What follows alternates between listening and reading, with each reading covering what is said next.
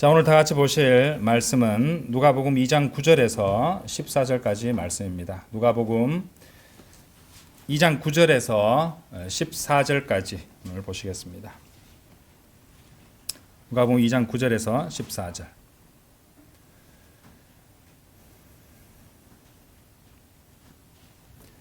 네, 제가 받들어 읽겠습니다.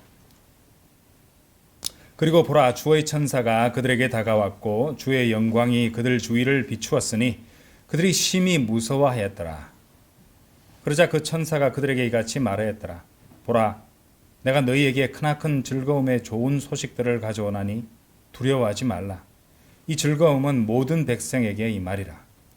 이는 다윗의 도시에서 이날 한 구원자가 너희에게 태어나셨기 때문이라. 그분은 주이신 그리스도시니라. 그리고 이것이 너희에게 표적이 되리라. 너희는 포대기에 쌓인 채 구유에 누워있는 그 아기를 발견하리라. 그러자 갑자기 하늘에 있는 군대 무리가 그 천사와 함께 있어 하나님을 찬송하며 이같이 말하였더라. 가장 높은 곳에는 하나님께 영광이요, 지상에는 사람들을 향한 화평과 선한 뜻이로다. 네, 오늘 드릴 말씀 제목은 세상에 전쟁이 끊이지 않는 이유. 세상에 전쟁이 끊이지 않는 이유라는 제목으로 말씀을 증거하겠습니다. 자, 누가복음 2장 9절부터 보시겠는데요. 그리고 보라, 주의 천사가 그들에게 다가왔고, 이제 여기서는 주의 천사가 그들에게 다가왔고 이래 나오는데, 이 천사가 누구인지 구체적으로 그 정체가 드러나지는 않습니다. 어쨌든 이 성경 기록은 주의 천사라고 말씀을 하십니다. 보통 구약 전체를 통해서 주의 천사라고 하면 예수 그리스도께서 이 성육신 하시기 전에 이전 상태로서 인간들에게 나타나신 것을 이렇게 언급할 때 주의 천사라고 그렇게 구약 성경에 나타납니다. 자, 신학적으로 그것은 그리스도의 현현 또는 하나님의 현현 이렇게 불리는 것이죠. 자, 그런데 하나님의 현현이나 그리스도의 현현이라고 우리가 주의 천사를 판단했을 때 일반적인 인간적인 사고로요. 일반적인 사고나 인간적인 사고로 봤을 때는 문제점이 있다고 생각하기가 쉽습니다. 왜냐하면 누가복음 2장에서는 예수 그리스도는 이제 구유 안에 뉘어진 아기라는 사실이기 때문이죠. 예수 그리스도는 이제 태어나셔서 구유 안에 뉘어져 있는 이런 상태이기 때문에 어떻게 또 예수 그리스도의 현현이신 주의 천사가 또 그 자리에 나타날 수 있느냐, 이렇게 문제점을 제기할 수도 있다는 것입니다. 자, 그 점에 대해서는 우리가 또 성경을 통해서 해명이 아니고 설명을 할 수 있습니다. 자, 요한계시록 4장 한번 열어보시죠. 4장, 5장 말씀을 좀 골라서 읽어볼 터인데요. 한번 펼쳐보시기 바랍니다. 4장 2절부터 먼저 5절 말씀을 볼게요. 그러자 즉시 내가 영 안에 있었더라. 그런데 보라, 하늘에 한 보좌가 놓여 있었고 한 분이 그 보좌 위에 앉으셨더라. 그런데 앉으신 분은 벽옥과 홍옥같이 보였더라. 그리고 에메랄드처럼 보이는 무지개가 그 보좌 주위에 있었더라. 그리고 그 보좌 주위에 24자리가 있었더라. 그리고 그 자리들 위에 흰 의상으로 옷 입혀진 24 장로들이 앉아있는 것을 내가 보았더라. 그런즉 그들은 자신들의 머리들 위에 금왕관들을 썼더라. 또한 그 보좌에서 번개들과 천둥들과 음성들이 나왔더라. 그리고 그 보좌 앞에 타오르는 7 등불들이 있었으니 그것들은 하나님의 7 영들이라. 나오죠? 자, 여기 손을 끼울 필요도 없겠네요. 바로 옆면이니까. 계시록 5장 6절도 한번 가보십시오. 5장 6절. 6절 7절입니다. 자, 거기 보시면은 이어서 내가 보았더니 보라, 그 보좌와 그 네 짐승들과 그 장로들 한가운데 도살당했던 것 같은 한 어린 양이 서 계셨고 7 뿔들과 7 눈들이 있으셨는데 7 눈들은 온 땅으로 파송된 하나님의 7 영들이라. 그리고 그분께서 오셔서 그 보좌 위에 앉으신 분의 오른손에서 그 책을 취하셨더라. 이렇게 나와 있습니다. 자, 이 방금 읽어보신 요한계시록 4장과 5장의 말씀들을 잘 보시면요, 이제 어느 정도 설명이 가능하다는 것을 알 수 있으실 것입니다. 자, 먼저 이 말씀에서 우리는 보좌에 앉아 계시는 아버지 하나님을 볼 수 있죠. 계시록 4장 2절 3절에 아버지 하나님께서 보좌에 앉아 계시는 것이 나옵니다. 자, 그다음에 4장 5절을 보시면은 그 보좌 앞에 계시는 성령 하나님을 또 볼 수 있다는 것이죠. 그렇죠? 4장 5절에 보시면은 거기 7 영들이 나오고 있습니다. 그렇죠? 자, 그리고 그 보좌로 오시는 아들 하나님을 우리는 방금 읽으셨던 요한계시록 5장 6절 7절에서 어린 양, 그렇죠? 어린 양을 또 볼 수 있다는 것입니다. 그러니까 주님께서는 한 번에 이 둘이나 그 이상의 장소들에 이렇게 한 가지 형태 이상의 모습으로 나타나실 수 있다는 것입니다. 그러니까 인간이라고 생각하면은 이제 그런 것들이 불가능하다고 생각하지만 우리 하나님에 대해서 말하고 있는 것이잖아요. 하나님께서는 그분의 속성 중 가운데 하나는 무소부재하시다는 것입니다. 그렇죠? 그렇기 때문에 이것들이 가능하다는 것이죠. 어떤 문제도 없으십니다. 다시 정리하자면 요한계시록 4장 5장에서 이렇게 우리가 살펴보셨듯이 4장 5절에 그분은 등불, 그리고 5장 5절에는 또 뭐가 나옵니까? 유다 지파의 사자도 나오잖아요. 그렇죠? 사자.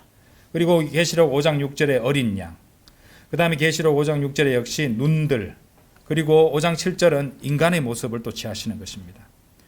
그리고 이제 그런 것들을 다 고려할 때에 우리가 지금 누가복음 오늘 본문 말씀 그 2장 9절에서 이제 보고 있는 이 주의 천사는 정확하게 그 천사의 정체에 대해서 밝혀주시지 않으셨으니까 이제 첫 번째로 이제 하나님께서 보내신 어떤 특정한 천사라고도 볼 수 있고요. 그것이 불가능한 건 아니죠. 그리고 아니면은 구약에서 우리가 늘 보듯이 하나님이나 예수 그리스도께서 천사의 모습으로 현현하신 것, 나타나신 그런 모습일 수도 있다는 것입니다. 그래서 주의 천사라고 했으니까 저는 주의 천사라고 우리가 판단을 해도 무리는 없을 것이라고 생각을 합니다. 자, 다시 누가복음 돌아가셔서 2장 9절을 다시 보시면요. 그 후반부 보겠습니다. 주의 영광이 그들 주위를 비추었으니 이제 중반 부분인데요. 자, 이 부분에서도 우리가 이제 살펴볼 부분들이 있습니다. 바로 이 키워드는 주의 영광이라는 것이죠. 자, 성경은 번역을 정확하게 해야 되고 이 하나님의 단어들, 하나님의 말씀, 성경 기록들에 있는 이 표현들이나 단어들은 잘 지켜야 됩니다. 왜냐하면 이것들이 이 단어를 가지고 검색을 해보시면 관련 구절들 우리가 찾아서 서로 상호 비교해서 성경을 해석할 수 있는 그런 이제 방법을 우리가 사용할 수 있기 때문이죠. 나중에 우리 교회에서도 이제 공부할 때 성경을 성경으로 공부하는 것에 대해서도 이제 강의를 할 계획에 있습니다. 자, 어쨌든 이게 주의 영광이 그들 주위를 비추었으니, 자, 이것은 우리가 주의 영광이라는 키워드를 통해서 구약에 나오는 그 주의 영광으로 우리가 찾아서 확인해 볼 수 있는데요. 먼저 모세와 이스라엘 자녀들이 이 신의 산에서 보았던 주의 영광이 있었고요. 또 성막에서 보았던 주의 영광도 있었습니다. 또한 제사장들이 성전에서 보았던 주의 영광도 있었던 것이죠. 다 찾아볼 수는 없지만 몇 구절만 보시겠습니다. 먼저 출애굽기 24장 한번 열어보십시오. 출애굽기 24장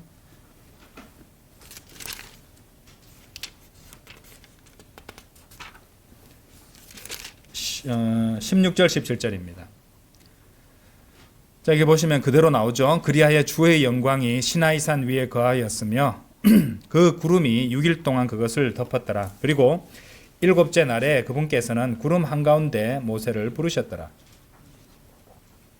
그러자 이스라엘 자녀들의 눈에는 주의 영광의 광경이 그 산꼭대기 위에서 집어삼키는 불 같았더라. 자, 이런 말씀 나오죠. 역시 여기도 주의 영광을 볼 수 있습니다. 자, 레위기 9장도 한번 열어보십시오.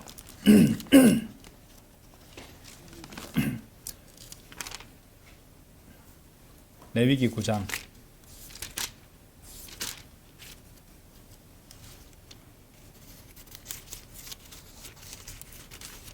레위기 9장 23절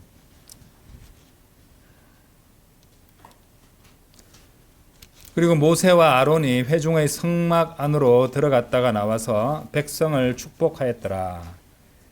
이에 주의 영광이 모든 백성에게 나타났더라. 여기도 역시 이제 성막 안으로 들어갔다가 나와서 백성을 축복하였더라. 이에 주의 영광이 모든 백성에게 나타났더라. 여기도 주의 영광이 나오죠. 예.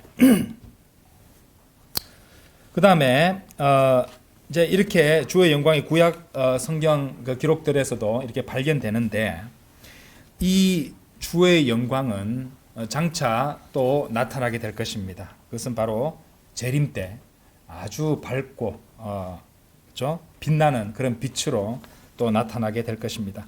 성경 기록이 그것을 보여주고 있는데요. 이사야서 58장 열어보십시오. 그래서 구약 때 그리고 예수님께서 태어나시는 이 초림 때도 주의 영광이라는 그 용례를 받죠. 이제 재림의 상황입니다. 이사야서 58장 8절이에요. 자, 거기 보세요. 그때 너의 빛이 아침같이 터져 나올 것이요 너의 건강이 신속하게 솟구쳐 나올 것이요 너의 의가 너의 앞에 갈 것이요. 그 다음에 뭐라 나옵니까? 주의 영광이 너의 후위대가 되리라 라고 말씀하십니다. 자, 이것은 또 재림 상황을 말하고 있는 것이죠. 자, 이사야서 60장도 가보세요. 거기도 나옵니다. 60장 1절. 일어나라 빛을 발하라 이는 너의 빛이 이르렀고 주의 영광이 너의 위로 떠올랐기 때문이라. 우리 주 예수 그리스도의 태양이신, 그죠? 우리 주 예수 그리스도의 재림을 그대로 보여주는 그런 대목이 바로 이사야서 60장 1절이랍니다. 자, 그래서 이 주의 영광이라는 단어를 통해서 이제 구약의 성경 기록들, 그렇죠? 출애굽기 24장, 레위기 9장을 보셨죠? 그다음에 초림 때 이제 또 우리가 지금 보고 계시는 누가복음, 그렇죠? 2장 9절에서 주의 영광을 또 보았고, 이 주의 영광이 재림 때 다시 빛나는 빛으로 드러나게 될 것이라는 것을 우리는 또 확인하게 된다는 것입니다. 그래서 이 주의 영광이라는 단어를 가지고 이렇게 성경 전체를 찾아보는 것도 굉장히 놀랍습니다. 그리고 우리 주님께서 다시 돌아오실 때 일어나라 빛을 발하라 이런 표현, 그죠? 그 영어 킹제임스 성경 표현을 보시면 arise, shine 이라고 되어 있습니다. 미국 영어 표현에요, rise and shine이라는 표현이 있어요. rise and shine. 그래서 일어나라를 사람 깨울 때 rise and shine, 일어나서 비추어라, 일어나 비추어라.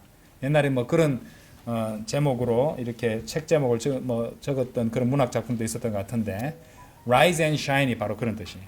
arise, shine, 그렇죠? 자, 다시 누가복음 돌아가셨어요. 자, 2장 9절 그 후반부. 그들이, 그러니까 이제 주의 천사가 그들에게 다가왔고, 주의 천사 설명했습니다. 그렇죠? 예. 우리 주 예수 그리스도의 현현, 하나님의 현현으로 볼 수 있다 그랬습니다. 그 다음에 주의 영광이 그들 주위를 비추었으니, 주의 영광에 대해서 우리가 살펴보셨죠? 자, 그 다음에 나오는 게 그들이 심히 무서워하였더라라는 부분입니다. 자, 한 절을 가지고도 이렇게 설명을 많이 드려야 되네요. 그만큼 성경이 이렇게 심오하게 많은 걸 담고 있는 그런 하나님의 책이라는 것입니다. 그들이 심히 무서워하였더라. 자, 이건 앞서서 1장 12절을 설명드릴 때도 잠시 말씀을 드렸는데, 그러니까 성경에서 주의 천사를 대면할 때 사람들이 보이는 표준 반응이 바로 이것입니다. 심히 무서워하였더라 이 말입니다. 왜냐하면 생각해 보십시오. 주의 천사니까 거룩하시잖아요. 그러니까 죄인은 그분 앞에서 어찌할 바를 모르는 공포심을 느낄 수밖에 없다는 것입니다. 그래서 심히 무서워하였더라. 이것이 아주 자연스러운 반응이라는 거죠. 그런데 왜 제가 이 말씀을 드리냐면요, 이 은사주의 이 신자들 가운데는 특히 이제 인터넷 유튜브나 이런 데 보시면은 자신이 천사를 만났다고 간증하는 그런 사람들이 있어요. 그 천사를 만났을 때 그 사람들이 하는 간증을 들어보면요, 뭐라고 말하냐면은, 무슨 이렇게 뭉근하고 부드러운 빛이 나를 감싸더니 갑자기 기쁨과 마음이 편안해지면서 갑자기 기쁨이 막 마음에서 샘솟고 그런 따스함을 느끼고 흐느껴 울고 있는 나를 만져주시면서 정말로 몸이 하늘로 붕 떠오르는 것 같아서 이런 식으로 말을 합니다. 근데 그거는 마귀를 만난 거죠. 사탄을 만난 것입니다. 왜냐하면 성경에서 주의 천사를 만났을 때의 반응은 심히 무서워했더라. 죄인은 하나님을 보면요 견딜 수 없습니다. 죄인은 죄 문제를 해결하지 못하고 또 구속받은 그런 이제 그 몸을 입고 변화된 몸을 입고 서야 하나님 앞에 설 수 있는 것이지, 구원받지 못한 죄인이 자기 몸을 이끌고 하나님 앞에 설 수도 없으면 서면 곧바로 죽어버릴 겁니다. 아니면은 살아남다 할지라도 제발 하나님으로부터 피하게 해달라고 해서 오히려 지옥으로 들어가려고 할 겁니다. 예. 그것이 이 거룩하신 하나님을 바라보고 또 바라볼 수도 없죠, 그죠? 그 앞에 대면하고 그렇게 상상만으로도 그렇게 무서워 떨 수밖에 없다는 것이죠. 이제 주의 천사는 이제 하나님의 현현은 인간들이 하나님을 그냥 만나면 누구도 볼 수 없고 그 자리에서 죽어서 버릴 수밖에 없기 때문에 인간들이 이제 대면할 수 있는 그런 모습으로 나타나셨다는 것이죠. 자, 어떤 그런 것들을 우리가 생각해 볼 수 있다는 것입니다. 자, 그러자 천사가 그들에게 이같이 말하였더라. 보라. 자, 10절입니다. 10절. 누가복음 2장 10절. 그러자 그 천사가 그들에게 이같이 말하였더라. 보라, 내가 너에게 크나큰 즐거움의 좋은 소식들을 가져오나니 두려워하지 말라. 이 즐거움은 모든 백성에게 임하리라 라고 말했습니다. 자, 여기도 굉장히 오묘한 그런 표현인데요. 여기서 이제 누가복음 2장 10절에서 이렇게 크나큰 즐거움의 좋은 소식들, 크나큰 즐거움, 이것과 함께 이제 초반부에 이렇게 해서 이 크나큰 즐거움과 함께 열렸던 누가복음이, 자, 누가복음 24장 열어보십시오. 누가복음 24장 52절에서 크나큰 즐거움으로 누가복음 2장 초반부죠. 2장 10절에서 열렸던 누가복음이 누가복음 24장 52절에서 크나큰 즐거움으로 닫히고 있는 것을 볼 수 있습니다. 보시면은 그런즉 그들이 그분을 경배하였고 크나큰 즐거움으로 예루살렘으로 돌아갔더라. 그래서 영어 표현은 with great joy. 그렇죠? with great joy. 여기도 누가복음 2장 10절에도 보시면 great joy가 나옵니다. 크나큰 즐거움, great joy. 그렇죠? 그래서 우연이 아니라고 봅니다. 그렇죠? 누가복음 2장 10절에서 크나큰 즐거움, great joy가 나왔고, 이 누가복음 마지막에서 24장 52절에서도 크나큰 즐거움이 등장하고 있다는 것입니다. 자, 누가복음 2장 10절에 후반부 보시면은 여기도 우리가 주목해야 될 부분이 있어요. 이 즐거움은 앞에 크나큰 즐거움이라 했잖아요. 근데 유대인에게만 임한다고, 이스라엘에게만 임한다고 말씀하시지 않고 뭐라고 말씀하시냐면은 모든 백성에게 임하리라고 말씀하셨어요. 모든 백성에게. 자, 그렇다면 이 말씀은 유대인들에게 대한 어떤 일종의 경고의 기능도 한다고 말할 수 있습니다. 단지 메시아께서는 이스라엘만을 위한 메시아가 아니라 모든 민족의, 모든 백성의 메시아가 되신다는 뜻이죠. 거기 32절에 보시면요, 우리가 더 정확하게 그 사실을 알 수 있습니다. 누가복음 2장 10절 보셨죠? 모든 백성에게라고 했잖아요.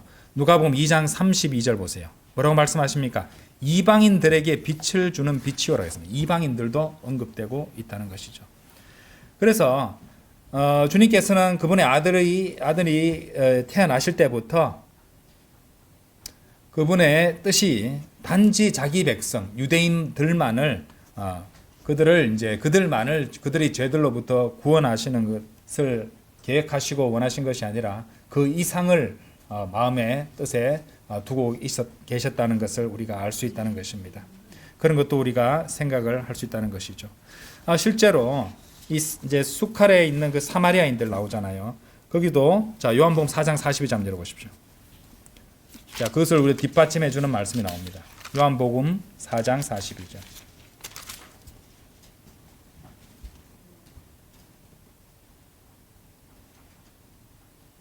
수칼에 있는 그 사마리아인들도 이렇게 말하고 있습니다. 이 메시아께서 어떤 분이신지를 어떻게 말하고 있나 보십시오. 그러면서 그 여자에게 말하기를 이제 우리가 믿노니 네가 말한 것 때문이 아니라 우리가 그분의 말씀을 직접 들었고 이분께서 정령 그리스도 곧 세상의 구원자이심을 알았기 때문이라 하더라. 이 사마리아인들이 예수님을 가리켜서 세상의 구원자라고 이렇게 말하고 있다는 것입니다. 세상의 구원자이심을 알았기 때문이라. 그렇죠? 이런 이제 말씀들을 갖다가 이렇게 다 생각해 볼 수 있다는 말입니다. 그래서 이방인들에게 빛을 주는 빛이 되시고, 그렇죠? 모든 백성들, 모든 백성, 그죠?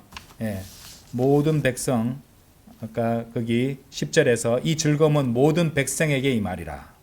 그렇죠? 그리고 세상의 구원자가 되신다고 그러셨고요. 이방인들에게 빛을 주는 빛이라고 그렇게 성경 기록은 말씀하시는 것입니다. 제가 이것을 왜 자꾸 강조하냐면요. 제가 언젠가 인터넷에서 어떤 사람이 댓글을 달아놓은 것을 읽어본 적이 있습니다.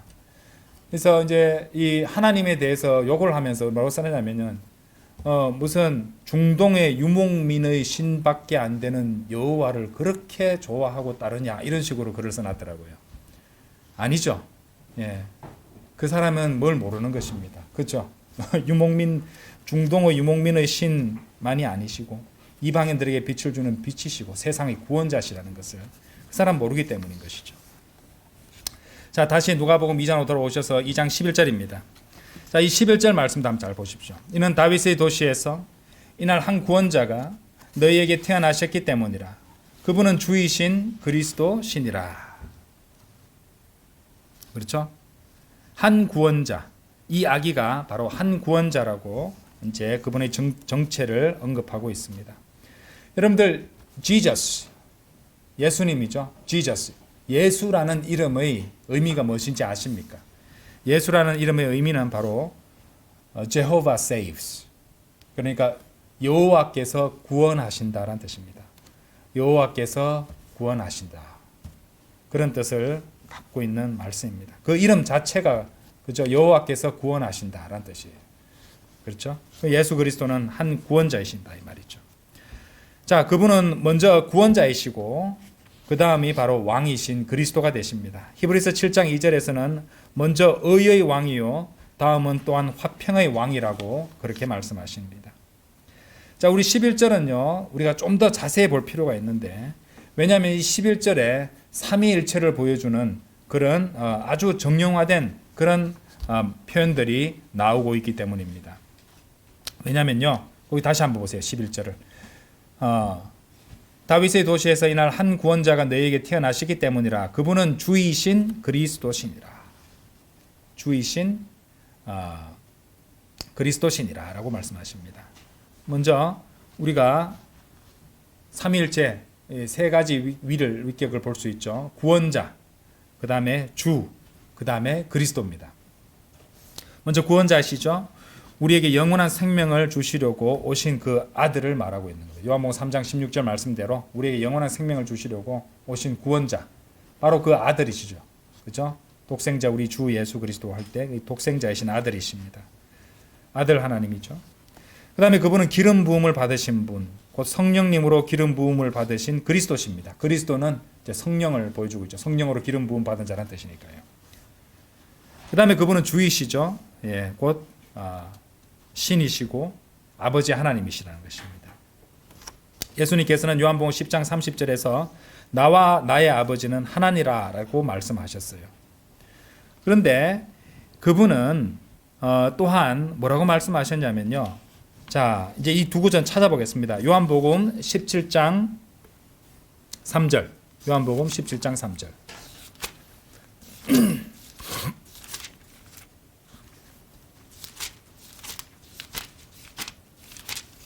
요한복음 17장 3절.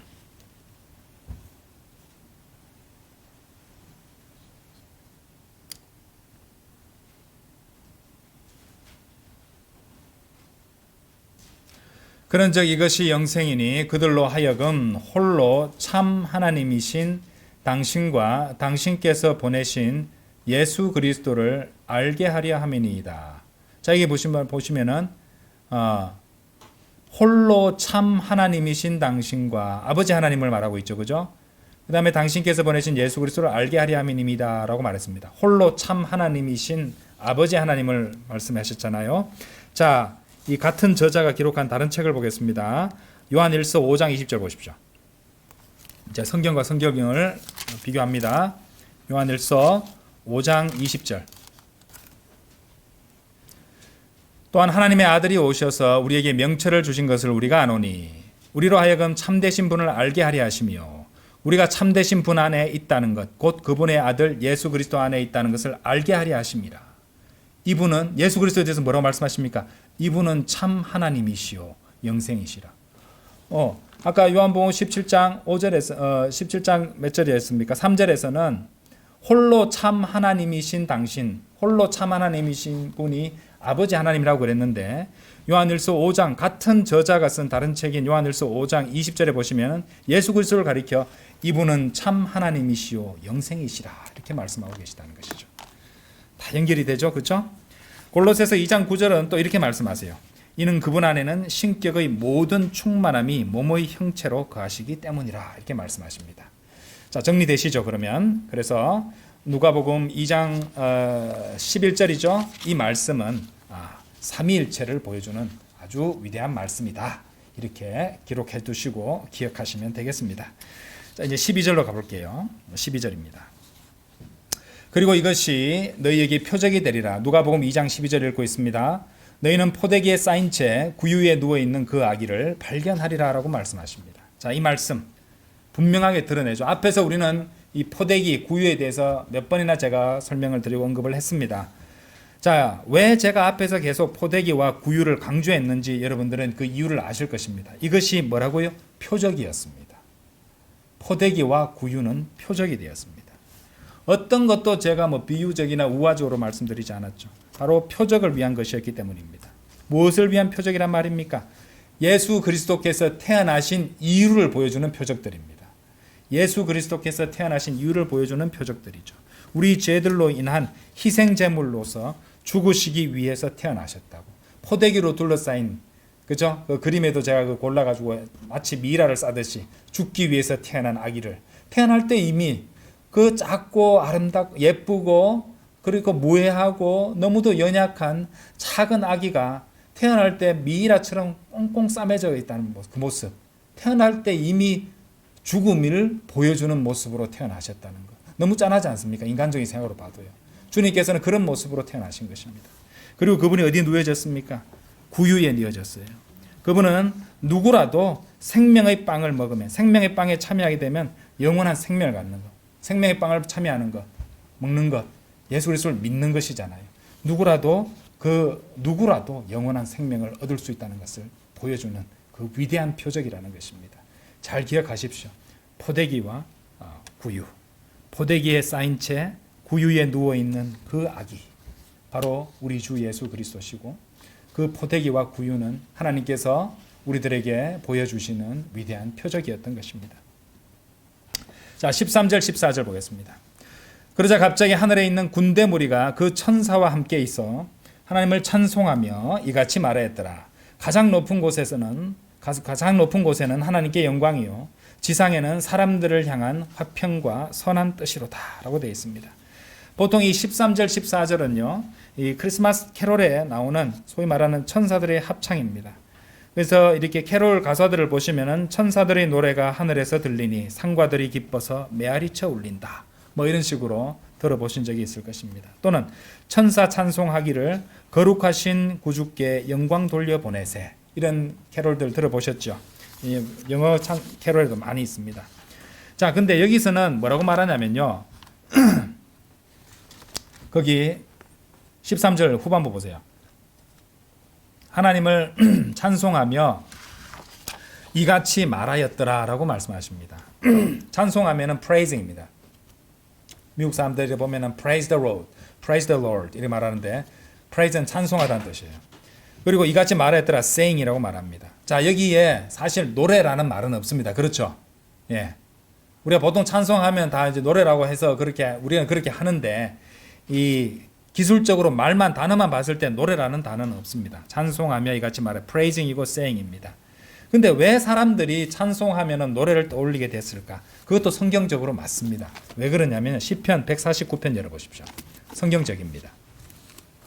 시편 149편.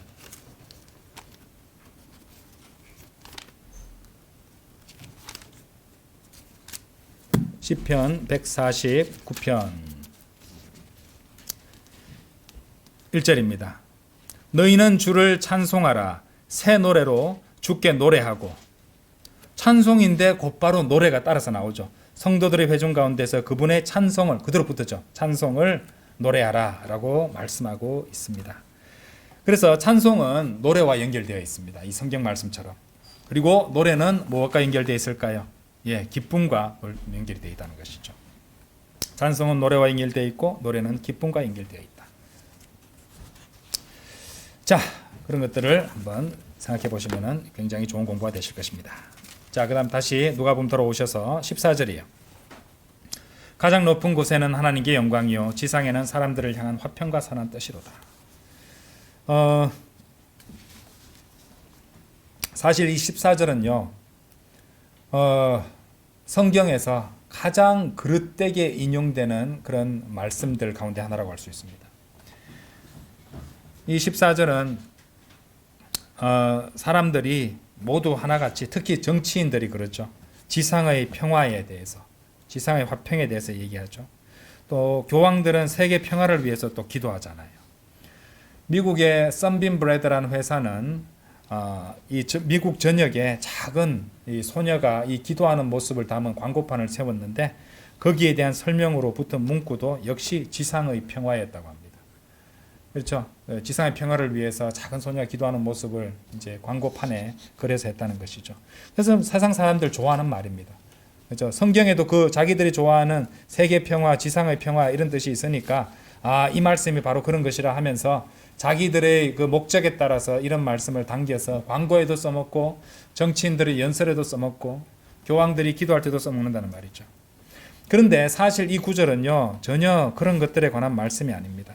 14절 말씀을 하나라도 빠뜨리지 말고 전체를 다 보셔야 됩니다. 가장 높은 곳에는 하나님께 영광이요 지상에는 사람들을 향한 화평과 선한 뜻이로다. 그러므로 처음부터 빠뜨리면 안 됩니다. 하나님께 영광이 없다면 어떠한 화평도 없다는 뜻입니다. 그걸 빠뜨리면 안 되죠. 다 잘라버리고 세상의 평화, 지상의 평화만 얘기하면 안 되죠. 그렇죠? 앞서서 보셨던 히브리서 7장 2절 거의 원리하고도 같잖아요. 의의 왕 그리고 화평의 왕. 의의 왕이 먼저 나오고 뒤에 화평의 왕이 나왔잖아요. 그렇죠? 의가 없다면 화평도 없는 것입니다. 하나님께 영광이 없다면 어떤 화평도 없다는 것입니다. 야고보서 3장 17절에도 우리가 또 한 가지 조건을 더 찾아볼 수 있습니다. 야고보서 3장 17절 열어보세요. 그러나 위로부터 난 지혜는 첫째로 순수하며, 자, 순서도 성경에서는 굉장히 중요합니다. 화평을 원한다면요, 뭐가 먼저 나와야 돼요? 순수가 먼저 있어야 돼요. 그렇죠? 첫째로 순수하며, 다음은 화평하고. 그렇죠? 예. 순수가 없다면, 이 말씀, 이 성경의 원리대로 순수가 없다면 화평도 없습니다. 여러분, 오늘 저희 드리는 제 말씀의 제목이 세상에 전쟁이 끊이지 않는 이유 한번 생각해 보신 적이 있습니까? 왜 세상이 지속적인 전쟁 상태에 빠져 있는지 아십니까? 우리가 방금 살펴본 말씀들에서 이미 정답이 드러났습니다. 이 세상 나라들이 의와 순수와 하나님께 영광 이런 것들에 전혀 관심이 없기 때문입니다. 그러니까 하나님께서 정하신 그 조건들에 부합하지 않으니까 이 세상에는 평화처럼 보이지만 평화롭지 않습니다. 그리고 실제로 많은 전쟁이 곳곳에서 벌어지고 있습니다. 의가 없다면, 순수가 없다면, 하나님께 영광이 없다면 전쟁은 필연적입니다. 피할 수가 없단 말입니다. 사실 우리가 방금 읽으신 누가복음 2장 14절 말씀은요, 하나님의 왕국 대신에 이제 인간들의 노력으로 자기 자신의 가시적이고 문자적이고 물리적인 왕국을 세우려는 왕국 건설자들 있잖아요. 무천년주의자들, 후천년주의자들의 또는 그런 성경 이 변개자들 이런 자들을 갖다가 강력하게 후려치는 그런 말씀이라고 할 수 있습니다. 조금의 분별력이라도 있고 또 역사를 아는 사람이라면 이 말씀이 결코 초림 때 성취되지 않았다는 것을 인정할 수밖에 없을 것입니다. 여러분들은 인류 역사의 여러 전쟁들에 대해서 학교에서도 배웠고 책을 통해서 들어보시고 영화로나 다큐멘터리로도 보셨을 것입니다. 여러 전쟁들이 있었죠. AD 70년의 예루살렘 파괴, 샤를마니와 징기스칸의 정복 전쟁, 십자군 전쟁, 100년 전쟁, 30년 전쟁, 7년 전쟁, 프랑스 이탈리아 전쟁, 미국 혁명, 나폴레옹 전쟁, 1812년 전쟁, 남북 전쟁, 보호 전쟁, 의화단 사건, 중일 전쟁, 스페인 미국 전쟁, 필리핀 반란, 제1차 세계대전, 제2차 세계대전, 또 6.25 전쟁, 월남전, 두 번의 걸프전, 부시 대통령의 테러와의 전쟁, 지금 하고 있는 우크라이나 러시아 전쟁 등등등 이런 전쟁들이 그렇게 끊임없이 이어지고 있는데 이것을 지상에는 화평이라고 말할 수 있다는 것입니까? 마치 잠꼬대 같은 말장난에 지나지 않은 거 아닙니까? 그 외에도 더 있습니다. 여러분들은 예수 그리스도께서 자신이 오신 이유에 대해서 직접 말씀하신 것을 읽어보신 기억이 있을 것입니다. 누가복음 12장 51절 한번 열어보세요. 누가복음 12장 51절. 누가복음 12장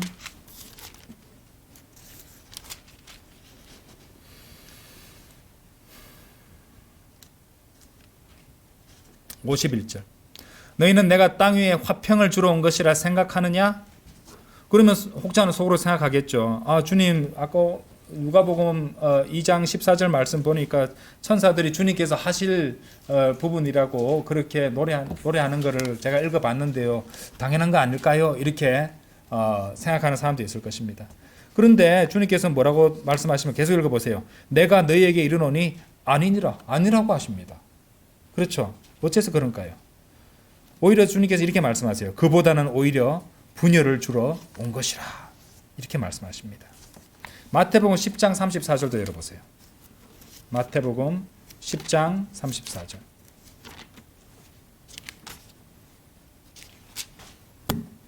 마태복음 10장 34절. 내가 지상에 화평을 보내러 온 것으로 생각하지 말라. 오늘 읽으신 누가복음 말씀하고 너무 모순되죠, 그죠? 예. 내가 지상에 화평을 보내러 온 것으로 생각하지 말라. 나는 화평을 보내러 온 것이 아니요 다만 칼을 보내러 온 것이라. 그러니까 이제 그 성경을 제대로 이해하지 못하는 사람은, 또 나누지 못하는 사람은 이런 성경 기록들의 모순된 증거 구절로서, 그 증거로서 이 말씀들을 제시하게 하려고 할지도 모릅니다. 천사들은 예수님이 화평을 보내려고 오셨다고 말했지만은 예수님은 직접 아니라고 말씀하셨습니다. 이러다 보니까 이제 오리겐 같은 자는 이런 말씀이 도저히 이해가 안 됐던 것이에요. 본인한테 너무나 충격적인 그런 부분이 돼가지고 어떻게 하는지 아십니까? 오리겐은 성경을 고쳐버렸습니다. 그 부분을 어떻게 고쳤냐면요, goodwill, 호의를 가진 사람들에게 화평이로다, 이런 식으로 번역을 해버렸습니다.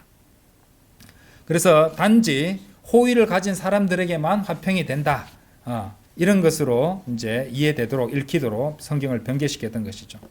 그래서 로마 가톨릭 교회는 오리겐으로부터 그 내용을 갖다가 채택했고, 제롬도 라틴 벌게이트에 그대로 집어넣었고요. 현대 역본들과 개정자들과 번역들은 이러한 부패한 본문을 제롬이 그것을 얻었던 것 같은 곳으로부터 채택하고 있는데, 바로 이집트 알렉산드리아에서 나온 바티칸 사본, 그리고 시내 사본에서 그렇게 가져다 그대로 변개된 본문을 담았다는 것입니다. 개혁 성경도 어떻게 되어 있냐면, 개혁 개정에 보시면은 기뻐하심을 입은 사람들 중에 평화로다, 이렇게 성경을 해놨습니다. 아니죠. 성경 본문, 바른 성경 본문은 그 말씀이 아니죠. 그렇죠? 지상에는 사람들을 향한 화평과 선한 뜻이로다. 그렇죠? 이런 부분을 생각해야 된다는 것입니다. 자, 누가복음 2장 14절에서 우리가 보고 있는 것은 성경 기록에서 초림과 재림이 바로 함께 있는 또 다른 예입니다. 그러니까 초림 때는 실제로 그 일이 일어나지 않았습니다. 그런데 초림 때 유대인들이, 제가 설명을 많이 드렸습니다. 그 조건에 부합되게 예수 그리스도를 받아들였더라면은 이제 초림이 곧바로 재림이 되면서 이 모든 일들이 일어날 수 있는 그런 가능성이 있었어요. 근데 그 거부함으로써 연기되고 교회 시대가 사이에 들어오게 됐다고 설명을 드렸던 것입니다. 자, 이런 것을 모르니까 모순처럼 보이는 것입니다. 그러니까 이 누가복음 2장 14절은 바로 성경 기록에서 초림과 재림이 바로 함께 나타나는 또 다른 예가 됩니다. 우리 1장 17절 할 때도 자세히 그런 부분에 설명을 드렸습니다. 그리고 예수 그리스도께서는 초림 때가 아닌 그분의 재림 때 이 지상에 화평을 가져다 주시는 겁니다. 아시겠죠? 초림 때는 아니었어요. 예수님께서 화평을 주러 온 것이나 생각하느냐? 아니다. 오히려 분열을 주러 왔다. 나는 화평을 보내러 온 것이 아니요 다만 칼을 보내러 온 것이라. 이것은 초림을 말씀하시는 것이었죠. 재림 때는 이 지상에 화평을 가져다 주실 것입니다. 자, 그 증거는요. 우리가 메시아의 이 출생지를 예언했던 그 같은 예언자가 미가, 기억나시죠? 미가서 5장 한번 열어보십시오. 미가서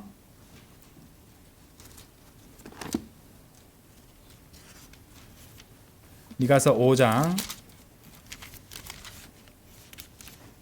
자, 먼저 예수 메시아의 태어나실 곳을 예언한 부분이 5장 2절이었습니다.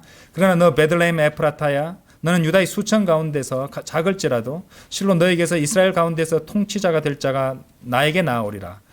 그의 나아감들은 옛적부터 곧 영원부터 있어 왔느니라 이랬잖아요. 자, 5절 가보십시오. 5절.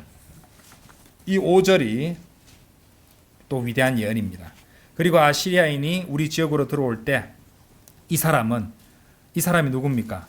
이스라엘 가운데서 통치자라는 그분입니다. 자, 이 사람이 어떻게 된다고 말씀하십니까? 이 사람은 뭐가 된다고요? 평화가 되리라. 화평이 된다 이 말이에요. 평화가 되리라.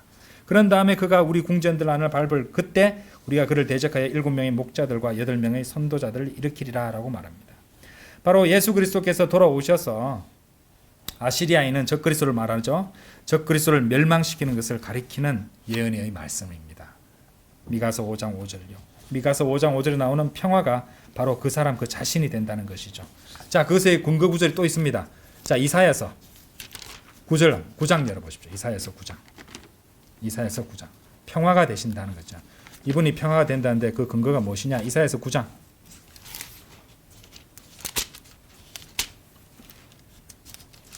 자, 6절. 이는 저에게 한 아이가 태어나고 저에게 한 아들이 주어지기 때문이니이다. 그런즉 정권이 그분의 어깨 위에 있을 것이요 그분의 이름은 경이로우신 분이라 좋은 자라 막강하신 하나님이라 영원하신 아버지라. 뭐라고 나옵니까?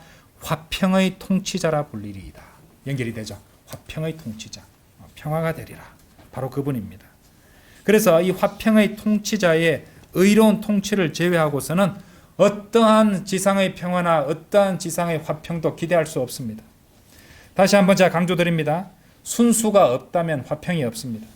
의가 없다면 화평이 없습니다. 하나님께 영광이 없다면 화평이 없습니다.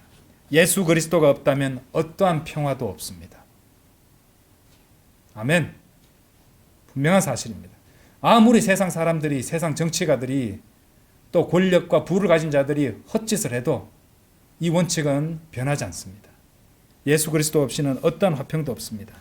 영어 속담에 이런 말이 있어요. No Jesus, no peace. No Jesus, no peace. 앞에 no는 no, 없다는 no고요. 뒤에 no는 알다 no입니다. 그렇죠? 다시 읽어드릴게요. No Jesus, no peace. 예수가 없다면 평화도 없다. No Jesus. 예수를 알면 no peace. 화평을 안다.